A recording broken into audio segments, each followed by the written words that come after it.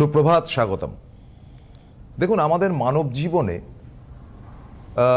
বাস্তবিকই সর্বত্রই যেটা দেখা যায়, মানে একটা কমন যদি আমরা ব্যাপার নিই, তাহলে আমরা দেখি যে কোনো একটি সন্তানের, ছেলে হোক বা মেয়ে হোক, তার উপর প্রভাব থাকে তার পিতা মাতার সবচাইতে বেশি। পিতা মাতা খুব গুণী হলে সেই ছেলে শত চেষ্টা করলেও যে একেবারে খুব খারাপ হবে তা না, তার মধ্যে কিছু গুণ থাকবে, মানে খারাপের দিকটা বললো। আর ভালো হলে তো তার পিতামাতার গুণ তো সে পাবেই, বংশানুক্রমিক এই ব্যাপারটা চলে আসে। আবার পিতামাতা খুব খারাপ যদি হয়, মানে অত্যন্ত খারাপ ধরনের লোক যদি হয়, তাহলে তারও কিন্তু প্রভাব সন্তানের মধ্যে পড়তে বাধ্য। পিতামাতারা তো একটা ক্ষুদ্র স্প্যানের ব্যাপার, বৃহৎ স্প্যান যেটাকে বলা হয় জ্যোতিষ চর্চা, সেটা যে গ্রহের প্রভাব। গ্রহের প্রভাব যদি আপনার সঙ্গে এফেক্ট করে তো ভালো, যদি সেটা খারাপ থাকে তাহলে আপনারও খারাপ হবে, এ তো কমন ব্যাপার। এবং স্বাভাবিকভাবেই একটি সুগন্ধি জলের, মানে গোলাপ জলের একটি পাত্রে যদি খানিকটা গোবর ঢেলে দেওয়া যায় তাহলে সেটা দুর্গন্ধ হয়ে যায়। তো কাছাকাছি গ্রহ যে কখন আপনার পক্ষে খুব সুটেবল হবে এবং খুব ভালো হবে, এ বড় কঠিন ব্যাপার। এটা বললাম আর চট করে হয়ে গেল। মানে আপনি দেখছেন যে আপনাকে কোনো অ্যাস্ট্রোলজিক্যালি কেউ বলেছে যে আচ্ছা এই টাইমটাতে তোমার তো ভালো যাওয়া উচিত, মানে ভালো জ্যোতিষী হলে বলবেন যে উচিত,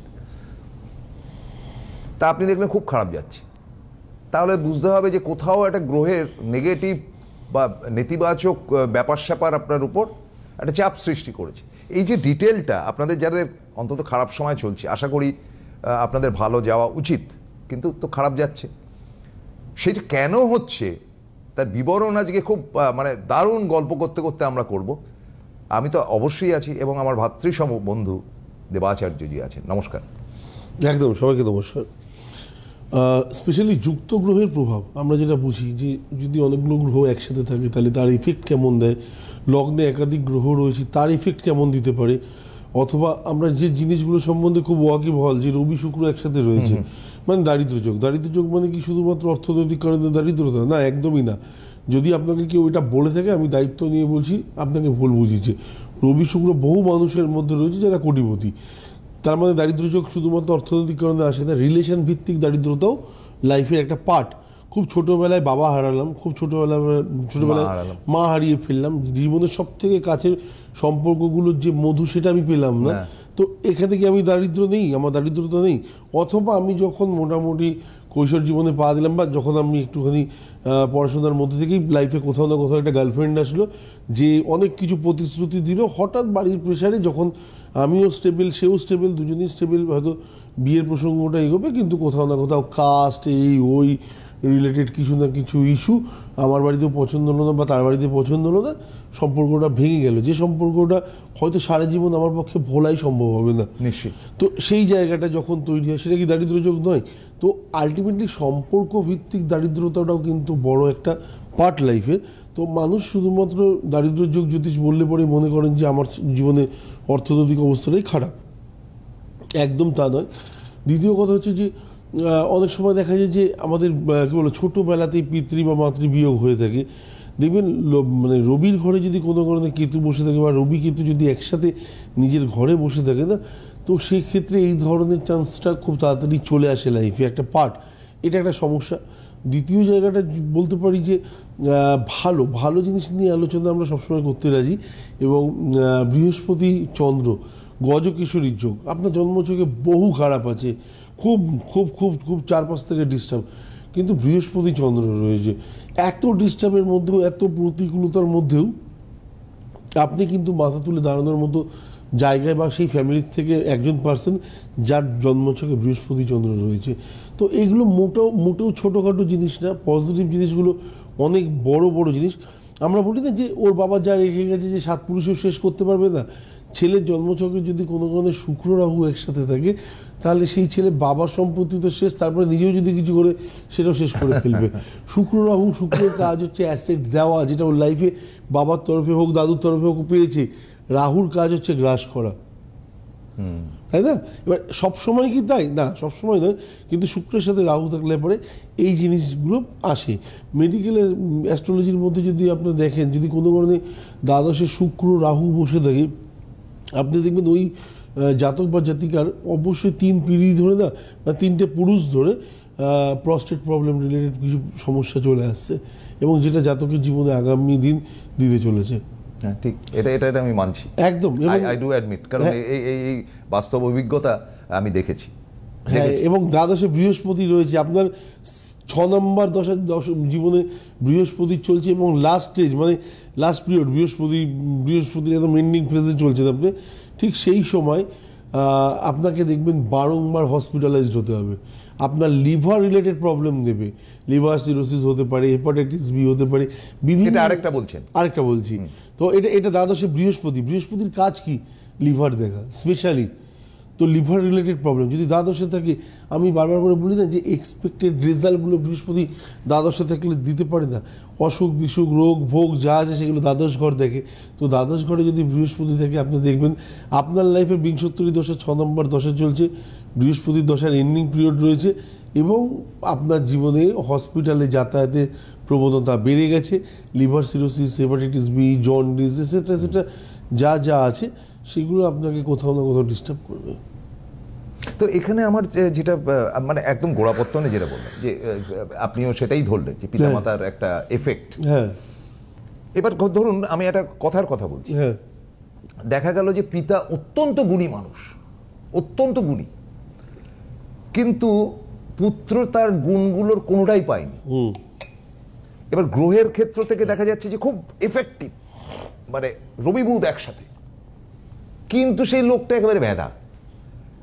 মানে এটা তাহলে কেন হয়, মানে এইরকম ধরনের কেন হয়? প্রথম কথা এইটাও খুব দায়িত্ব নিয়ে বলছি, মানে এটা দীর্ঘদিন আমি দেখেছি, তার জন্য বলছি, এবং দীর্ঘদিন রবি বুধের ওপর কাজ চালিয়েছি, তারপরে এই কথাগুলো বলছি।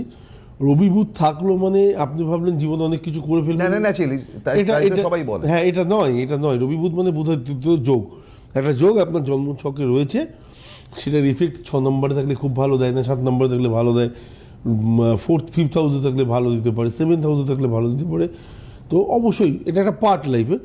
কিন্তু যে মানুষের জীবনে বৃহস্পতি, রবি এবং বুধ রয়েছে, তাকে যদি আপনি কমজোর ভাবেন তাহলে আপনি বোকা। তার কোনো না কোনো সাবজেক্টের প্রতি দৃঢ়তা রয়েছে, এবং সে সাংঘাতিকভাবে ওই বিষয়গুলো সম্পর্কে ওয়াকিবহাল। যে বিষয়গুলো সম্পর্কে হয়তো আমরা জানি না, সেগুলো ওনার পক্ষে জানা সম্ভব। যে কোনো একটা শাস্ত্রের প্রতি ওনার জ্ঞান ধ্যান ধারণা সাংঘাতিক থাকবে। তো আমি যদি ওনাকে ভাবি যে উনি তো রবি বুধ আছে, বুধাদিত্য যোগ, তাহলে উনি সরকারি চাকরি করতে পারতেন, বা ভালো একটা প্রাইভেট কোম্পানিতে পার্সন হতে পারতেন, তা না। রবি বুধের কাজ ওটা না। রবি বুধ হচ্ছে যে কোনো একটা বিষয়ের ওপর আপনার আধিপত্য তৈরি করে দেওয়া। তো এটা একটা মজার, এটা সত্যিই মজার। কারণ আমরা লাইফে বিভিন্ন সময় একটা জিনিস দেখি যে শনিচন্দ্র দেখে কি বলি যে জাতকের মাথা খুব গরম, না এটা তাই তো, খুব রাগ হচ্ছে না, আলটিমেটলি না, মাথা গরম তো চন্দ্র তো মনের উপর বসে থাকে। শনি যখন হতে দিচ্ছে না, কষ্টগুলো মনে বাড়ছে। মন যখন ভারাক্রান্ত হচ্ছে, তখন রাগ বাড়ছে না, তখন বাড়ছে কি বলবো, নিজের প্রতি নিজের হতাশা, যেটাকে আমরা ইংরেজিতে ডিপ্রেশন বলি। এই ডিপ্রেশন যখন বাড়বে, তখন বাবা মার সাথে কথা বলা বন্ধ, ঘরে অন্ধকার, ঘরে চুপচাপ বসে থাকা, একটু বেশি সিনিয়রিটি এসে গেলে কন্টিনিউয়াসলি স্মোক, ঘরটা টোটাল অন্ধকার করে রেখে ঘুমানো, এটাই হচ্ছে অলসতার মধ্যে ঢুকে যাওয়া। এটা হচ্ছে কাজ। এটা যদি শনির ঘর থেকে হয় যতটা এফেক্ট দেবে, চন্দ্রের ঘরে বসে যদি দুজনে একসাথে থাকে, যদি শনি বকরি থাকে, তার মধ্যে যদি রাহু এসে, ব্যাস হয়ে গেল। সেই জাতক জাতিকার মধ্যে কন্টিনিউয়াসলি বেঁচে থেকে কী লাভ আছে? আমার সব কিছু শেষ হয়ে গেছে, আমার পাওয়ার কিছু নেই, আমার দেওয়ালে পিঠ ঠেকে গেছে। যত নেগেটিভিটি, মানে বিশ্বের যত নেগেটিভিটি ঘটনাগুলো আছে, তার মধ্যে আছে আপনি একজন খুব পজিটিভ মানুষ, যদি 2 মিনিটের জন্য আপনাকে নেগেটিভ হতে হয়, তার সাথে গিয়ে কথা বলুন, টোটাল নেগেটিভ হয়ে আপনি বাইরে বেরিয়ে আসবেন। মানে আমার খুব পাওয়ারফুল পজিটিভিটি থাকলেও আমি নেগেটিভ হয়ে যাবো। হ্যাঁ, তার মধ্যে টোটালটাই তো ঘেরা। ভগবান আছে, আপনি বলছেন তাকে ভগবান আছে, তুমি নিশ্চিন্তে থাকো, একদিন না একদিন তুমি দেখেছো ভগবানকে, কে ভগবান, তাই টাইটেল কি, এমন প্রশ্ন করবে আপনি নিজেই নেগেটিভ হয়ে বাইরে বেরিয়ে আসবেন। হ্যাঁ, মানে মাথা ভোঁ করতে। হ্যাঁ, মাথা খারাপ করতে। তো তার বাড়ির লোকেরা যেমন কালকে আপনার সঙ্গে যে আমার মানে অনুষ্ঠানের পরে একটা আলোচনা হচ্ছিল, অনেকগুলো জ্ঞান অর্জন করলাম একদম। এবং পরে আমার গিয়ে মনে হলো যে আরে মানুষটা বললেন যখন, এটা তো ভাবতে হবে। আমার বিশ্বাস অবিশ্বাসের ব্যাপারটা পরে, একদম, কিন্তু তিনি যখন এতটা দৃঢ়তার সঙ্গে একটা ডেফিনিট করে একটা ইন্ডিয়ান মানে ইতিহাস, প্রি স্বাধীনতা আফটার স্বাধীনতার ওই যে একটা জেসার বা জাংশন ছিল, ওই জায়গাটা যে আপনি যখন আপনার উদাহরণ দিয়ে বললেন, তখন আমাদের ভাবতে হচ্ছে। তখন আমার মনে হলো যে আরে এত পড়াশোনা করে ফায়দা কি হলো, এই ব্যাপারটা তো ভাবিনি। তো এই সুতরাং সৎসঙ্গে মানে স্বর্গবাস তো একটা কথাই আছে, সেটার জন্য আমি আপনাকে কৃতজ্ঞতা জানাই। আচ্ছা, একটা ফোন নিয়ে নিই। হ্যালো। হ্যাঁ, হ্যালো। হ্যাঁ, নমস্কার। নমস্কার, বলুন। আমি মৌ ঘোষ বলছি। হ্যাঁ, কোথা থেকে? হ্যাঁ, দুর্গাপুর থেকে। বলুন। হ্যাঁ, বলছি স্যার, স্যারকে নমস্কার। নমস্কার। নমস্কার। হ্যাঁ স্যার, আমার এই মানে বৈবাহিক সম্পর্ক নিয়ে আমার নিজের সম্বন্ধে একটু জানতে চাই। ডেট অফ বার্থ বলুন মৌ। হ্যাঁ, 22/11/1996। 22/11? হ্যাঁ। আরে সবে মাত্র বার্থডে গেল। হ্যাঁ, 22/11, তাই তো? Belated happy birthday. হ্যাঁ স্যার। হ্যাঁ, ঠিকই তো। 22/11? 1996। 1996, রাইট। টাইম? আর টাইম হচ্ছে সন্ধ্যা 7:30 নাগাদ। সন্ধ্যে 7:30? হ্যাঁ। এই ফোনগুলো ঠিক লাগে মানে দুর্গাপুর? হ্যাঁ, দুর্গাপুর। মানে নিজের সম্বন্ধে প্রশ্ন করলে না আমাদের পক্ষে মানে সেই ফোনগুলো রিসিভ করাও ভালো, এবং আপনার পক্ষে মানে সরাসরি ইন্টারাকশন করাও ভালো। যেমন এই যে আপনার মাথা থেকে বেরিয়ে গেল প্রত্যুৎপন্ন মতিত্ব, আমার মগজে ছিল না, ভাট করে ধরলেন আপনি। That is ইন্টেলিজেন্সি। আচ্ছা, শুক্রবার তো? হ্যাঁ, শুক্রবার। মেষ রাশি, মিথুন লগ্ন, জানা আছে? না স্যার, জানা ছিল না। আচ্ছা, মেষ রাশিতে তো 7.5 একটা প্রভাব আছে, ত্রয়োদশী শুক্লপক্ষ।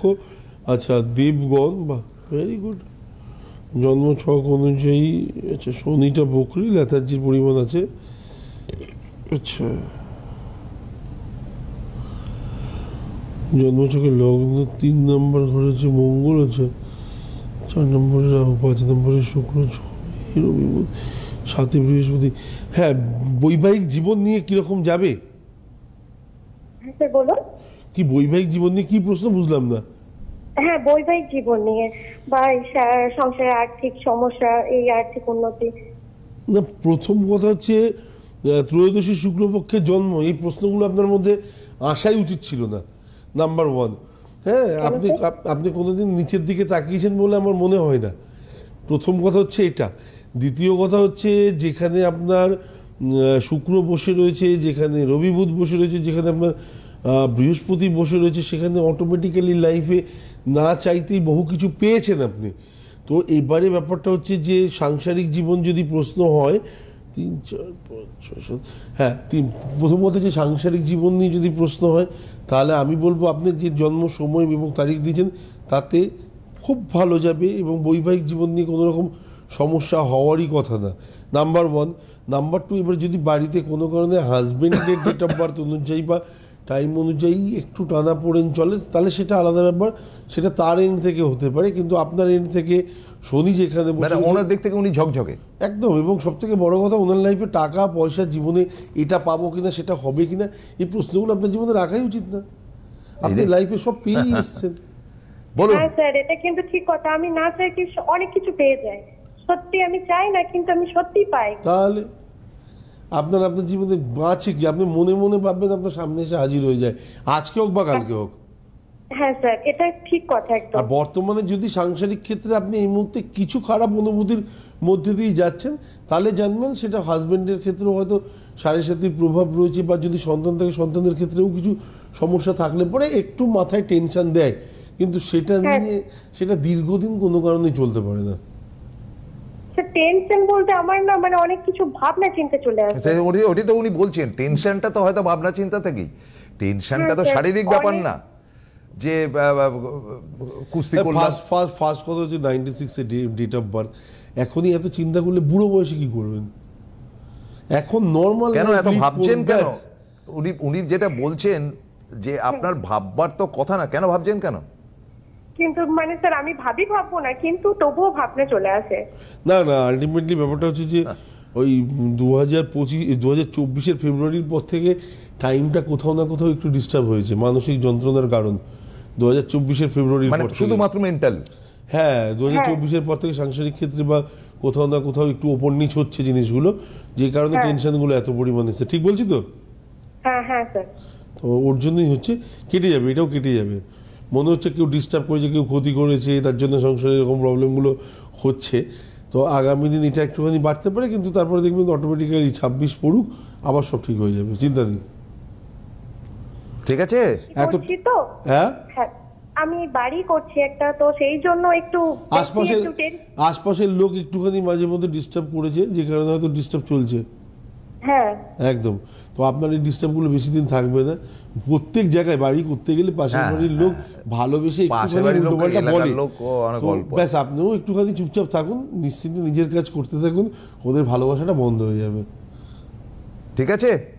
হ্যাঁ ঠিক আছে স্যার, ধন্যবাদ স্যার। একদম। আমাদের না খুব মজাদার ফোন আসছে ইদানিং দেবাচার্যের অনুষ্ঠানে, আমি যেটা দেখতে পাচ্ছি বিশেষ করে ভেরি ইন্টারেস্টিং। এবং আমরা এই ধরনের ফোনগুলো চাই যে যার সমস্যা তিনি ফোন করুন, একদম। কারণ তিনি তো আর মানে বাবা বলেছেন অমুক, বাবা মা বলেছেন আমার ছেলের মতন ভালো হয় না, বাবা বলেছেন যে আমার মেয়ের মতন ভালো হয় না, এগুলো বেকার কথা। আপনার মেয়ে বা আপনার ছেলে এক্স্যাক্টলি তার মানসিকতা কোথায় রয়েছে সেটা হয়তো আপনি জানেনই না, আপনি হয়তো ফোন করছেন। কিন্তু যেটা হয় কি, একটা মানুষ নিজের ব্যাপারে তঞ্চকতা করে না, আর যাই করুক, মানে এই ফোনগুলো আমাদের ভাল লাগে। যেমন গতকাল আমাদের একটা ফোন এসেছিল গুজরাট থেকে, সেটা এত ইন্টারেস্টিং ছিল, মানে সে ভদ্রমহিলা, মানে আমি খুব প্লিজড, আজকের ফোনটাতেও আমার খুব ভালো লাগলো। আচ্ছা, এই যে একটা মজাদার প্রশ্নই করি, যে গ্রহের ফেরে আপনি তো একটু একটা হ্যাচলাইন দিয়েছেন যে এই কারণে, মানে সেটা মানে ধরুন ওই আপনার বড় ডাক্তারদের মতন অবস্থা, আপনার কিছু হয়নি, একটু পেট তো একটু ব্যথা করবেই, ও কিছু ব্যাপার নেই, এই ওষুধটা খাও ঠিক হয়ে যাবে, কিচ্ছু নেই শরীরে, অথচ কিছু একটা আছে। না, আপনি আমাকে বলুন, বাড়ি করতে গেলে পরে আজকে ডেট আপনি শুনেছেন কেউ প্রবলেম পাইনি? না না, আলবাত প্রবলেম, একদম। পাশের বাড়ির জায়গা, সেটা আপনার একেবারে দার্জিলিং থেকে শুরু করে ইয়ে অবধি, কি বলে এটা আপনার 24 পরগনা সব জায়গাতে চলছে। তো এটা সুন্দরবন অবধি ধরুন, একেবারে টোটাল আমি টেনে দিলাম, এটা হবেই, এটা বড় ইস্যু না। দ্বিতীয় কথা হচ্ছে যে আমাদের মেন্টালিটিটা কোথাও না কোথাও শনি যদি ডিস্টার্ব হয়ে যায়, তাহলে ছোটো ছোটো জিনিসগুলোকেও আমরা অনেক বড় করে নিই, যে কেন বললো, ওর বলার কী দরকার, তাহলে বলেছে মিটিয়ে দিন না, হয়ে গেছে। কেউ এইটা বলে ছেড়ে দেয়, আর কেউ কেন বললো, ওটা কেন বলা উচিত ছিল না, ওনার এটার জন্য ক্ষমা চাওয়া উচিত, তো বিষয়টাকে লেন্থি করে নাকি, এটা একটা ব্যাপার। এই কারণগুলো অনেকটা একাদশে বুধ থাকলে আপনি দেখতে পাবেন, একাদশে বুধ থাকলে স্নায়বিক কিছু সমস্যা আসে, হয়তো বললো, হ্যাঁ, এবং পিতৃকুল মাতৃকুল কোথাও না কোথাও একটা বড় ডিস্টারবেন্স আছে, যে ডিস্টারবেন্সের পার্টটা আগামী দিন সন্তানের জীবনে এসছে, যে কারণে আপনার জন্মছকে বুধের গতিবিধি ওইখানে, এবং ওই বুধ যদি কোনো কারণে রাহুযুক্ত হয়ে গেল, আপনি জানবেন যে ভগবানের পক্ষেও সেই জাতককে ওই সমস্যাগুলো থেকে বাঁচানো মুশকিল হয়ে যেতে পারে। আচ্ছা, তো কিছু কিছু ক্ষেত্রে সাংঘাতিক প্রভাব ফেলে দেয়। তো ওইগুলো যদি পারফেক্ট বাবা মা ছোটোবেলা থেকে না দেখে প্রপার রেমিডি না করেন না, আলটিমেটলি মানুষের মধ্যে একটা ধারণা এসে গেছে রেমিডি করতে গেলে লক্ষ লক্ষ টাকার খরচা হয়।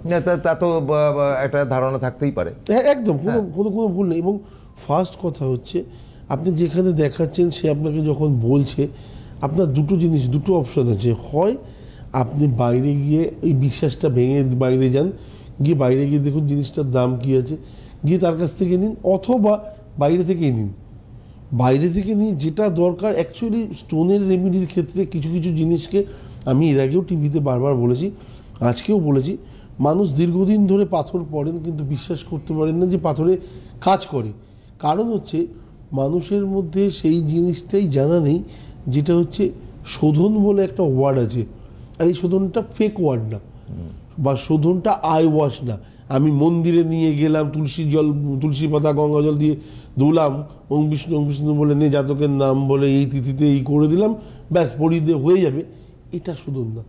শোধন হচ্ছে যে দেবতার যে রেমেডি হচ্ছে তার নামে ষোড়শ প্রচারে পুজো করো, পুজো করে তার নামে জিনিসটাকে সংকল্প করে তাকে দাও, কাজ 100% হবে।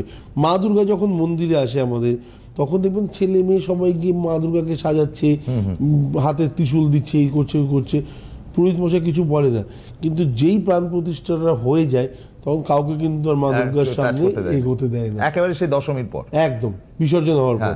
তো ডিফারেন্সগুলো যদি মানুষ না বোঝে, পরে বলে দাদা আপনি লিখেছিলেন কিন্তু পড়লাম কিন্তু কাজ হলো না। আলটিমেটলি শোধনটা তো দাদা লিখেও দিয়েছে, 1600 বছরে করুন, বাড়িতে পুরোহিত ডাকুন, ভালো করে করুন। আমার মনে হয় যারা একটু মানে জ্যোতিষী নিয়ে সত্যি কাজকর্ম করেন তারা শোধন নিয়ে বহু প্রোগ্রাম করেন, কারণ এটার গুরুত্ব আলাদা।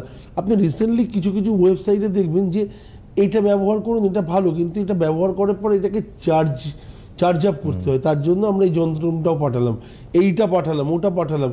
তো সেই জিনিসটা যদি চার্জ আপ হতে হয়, তো আপনি যে জিনিসটা, আপনি একটা নতুন মোবাইল কিনলেন, আপনার প্রথম কন্ডিশন থাকে যে এটা অন্তত 12 ঘন্টা চার্জ দিয়ে রাখুন, তো আপনি যে তো চালুই করবেন না। আপনি যে জিনিসটা দোকান থেকে কিনে আনছেন বা আপনি যার কাছ থেকে, একটা টাটকা জিনিস আমি কেন চার্জ দেবো, আমার প্রথম প্রশ্ন হতে পারে। এবং টার্মস কন্ডিশনে থাকে একটা মোবাইলের। আজকের সব থেকে অত্যাধুনিক জিনিস যেটার মধ্যে একটা সিনেমা পর্যন্ত দেখা যায় ধর্মেন্দ্রের, তিনি চলে গেলেন কালকে, খুব বেদনার ব্যাপার। তো তো সেই রকম ধরনের একটি মোবাইল আমি সদ্য বিরাট টাকা দিয়ে কিনে আনলাম, টার্মস কন্ডিশন ছোট হ্যান্ডি মোবাইলেও যা, বড় মোবাইলেও তা, যে আগে এটাকে 12 ঘন্টা চার্জ দাও। তো এখানে আবার প্রশ্ন থাকে, একটা টাটকা জিনিসকে চার্জ দেবো কেন, একদম কেন চার্জ দেবো? তো সেই জিনিসটাই আমি বারবার করে বোঝাতে চাই যে চার্জ আপ করাটা আমাদের লাইফের কাজ। আমরা যদি কোনো কারণে নিজেকে মোটিভেট না করতে পারি, তাহলে দেখবেন দিনের বেলায় যতই সূর্য থাকুক না কেন, মেঘলা দিনের অনুভূতি আমার লাইফে চলে আসবে। তো এটা পার্ট। তো আপনার লাইফে যখনই আপনি শোধন বলুন বা পুজো অর্চনা যেটা করুন না কেন, আমি কখনো বলি না স্বয়ম্বর দেখাতে হবে, আপনাকে অনেক কিছু দিয়ে পুজো করতে হবে। আমি বলিনি ঠাকুর স্বর্ণগৃহে থাকে, ঠাকুর কুড়ে ঘরেও থাকে, ঠাকুর আপনার সাথেই আছে। শুধুমাত্র আপনার ডাকার পদ্ধতিটা, প্রসেসটার জন্য উনি হয়তো আপনার মানে আপনার সোজাসুজি হতে পারেন না, বা আপনি তার উপলব্ধিটা বোধ করতে পারেন না। পুজো করার নিয়ম যদি শুধুমাত্র আমি উপোস থাকলাম, পুজো করলাম, মা ডাকলাম, পুরোহিত মশাই আসলো, তাকে দক্ষিণা দিলাম, প্রণাম করলাম, এতেই পুজো হয়ে গেল, তাহলে তো পুজো হয়ে গেল। আপনি কোনোদিন ডাকুন, বাড়িতে নিজে একটা আসন পাতুন, সামনে আর একটা আসন রাখুন, রেখে বলুন যে আমি তোমাকে ডাকছি, আমার মনের বেশ কিছু কথা আছে, তুমি সেগুলো শোনো প্রভু, তোমাকে আমি একটা আসন দিয়েছি। পরপর 3 দিন করুন, 4 দিনের বেলায় দেখবেন আসনে প্রভুর পদপিষ্ট পায়ের ছাপ রয়েছে। তো এটা হচ্ছে পুজো, যেটা হচ্ছে মন থেকে তাকে আত্মসমর্পণ করা, তাকে নিজের ঊর্জাগুলো তার কাছে ঢেলে দেওয়া, যে আমি তোমাকে 100% আমার দিয়ে দিচ্ছি, আমার কিছু নেই, এবার বাকিটা তুমি আমাকে দেখো কি করে পথ চালাবে। তো ডিফারেন্স হচ্ছে এটা, যে যাই করি না কেন প্রভুর খেলা প্রতিটা জায়গাতেই আছে। খেলাগুলো একটু নিয়ম অনুযায়ী যদি আমি খেলি, আমার জয়লাভ 100% হবে। একদম, এটাই বাস্তব। এবং সর্বত্রই আপনি খেলার কথা বলছেন, হ্যাঁ, তো আগে আমি দেখতাম, পরবর্তী অধ্যায় অবশ্য কম, আগে টাটকা নতুন ফুটবলটা নিয়ে আসলো, কিন্তু ওপরে একটু গ্রিস লাগিয়ে দিল। কেন দরকারটা হলো? টাটকা ফুটবল ভাই, আমি তো লাথি মারবো তাতে। কিংবা বলটা দেখুন, একটা ওভার হয়ে যাওয়ার পর সেটাকে প্যান্টে ঘষে পরিষ্কার করে নিচ্ছে, চকচকে করে নিচ্ছে, চকচকেই তো বলটা। তাহলে সবকিছুকেই কিন্তু শোধন করা হচ্ছে, সবকিছুকে। একদম। আপনি বাইরে থেকে, বাজার থেকে একটা জিনিস কিনে আনলেন, খোলা জিনিস, অনেকের ধারণা, বাড়িতে এসে প্রথম সেটাকে ধুচ্ছেন কেন? অনেকের ধারণা যে আমি এখান থেকে নিয়ে আসবো, নিয়ে এসে একটু তুলসী পাতা গঙ্গা জল দিয়ে ধুয়ে দেবো, ব্যাস চার্জ আপ হয়ে যাবে, পরিয়ে দেবো, কাজ করা স্টার্ট হয়ে যাবে। গ্যারান্টি দিয়ে বলতে পারি, প্রথম ওই রানিং ফেজে হয়তো 2-1 দিন পেলেন, তারপরে ওটা খেলনা হয়ে যাবে। ওর যে কার্যক্ষমতা আছে সেইটুকুনি আপনি পাবেন না। তাহলে আমরা যেটা দেখলাম আজকের আলোচনাতে, যে এই যে আপনারা প্রতিকার দেখেন বিভিন্ন ধরনের, সেটা আংটি হতে পারে, এটা হতে পারে, ওটা হতে পারে, এটার কিন্তু একটা প্রসেসের মধ্যে দিয়ে যাওয়াটাই উচিত, যেটা আজকের আমাদের আলোচ্য বিষয় ছিল। প্রসেসের মধ্যে দিয়ে না গিয়ে সেটা তো মানে লোহার টুকরো হয়ে যাবে বা একটা পাথরের টুকরো হয়ে যাবে, সেটা কিন্তু আপনারা জানেন তো নিশ্চয়ই, আমাদের তো আর নতুন করে বলার কিছু নেই। তো আগামীকাল আরেকটি ইন্টারেস্টিং অনুষ্ঠান নিয়ে আসছি দেবাচার্যজির সঙ্গে। আজকের মতো বিদায় নিতে হচ্ছে। ভালো থাকবেন, সুস্থ থাকবেন, নমস্কার।